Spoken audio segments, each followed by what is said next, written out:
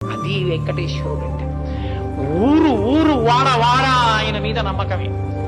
ఇచ్చిన ఇంత లడ్డు పట్టికెళ్ళి తాను తినకుండా వెంకటేశ్వర దీపారాధన అని తన పూరిపాకలో తలస్నానం చేసి పరమేశ్వరుడి దగ్గర ఆకులో పెట్టి నైవేద్యం పెట్టి మళ్ళీ పునర్నివేదన అక్కర్లేదని కూడా తెలియకుండా నైవేద్యం పెట్టి దాన్ని చిదిమి అందరికీ పెట్టడానికి చాలదని అందులోకి కాసిని అటుకులు శనగపప్పు కలిపి పల్లెటూళ్లలో తీసుకెళ్లి ఆ ప్రసాదం ఇస్తే కళ్ళకద్దుకుని మురిసిపోయి వెంకటేశ్వర ప్రసాదం అంటే చాలు సంతోషపడిపోయేటటువంటి అద్భుత స్వరూపం వెంకటరమణుడు అంటే.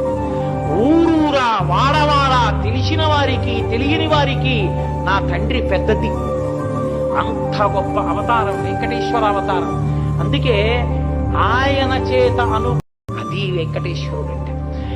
ఊరు ఊరు వాడ వాడ ఆయన మీద నమ్మకమే.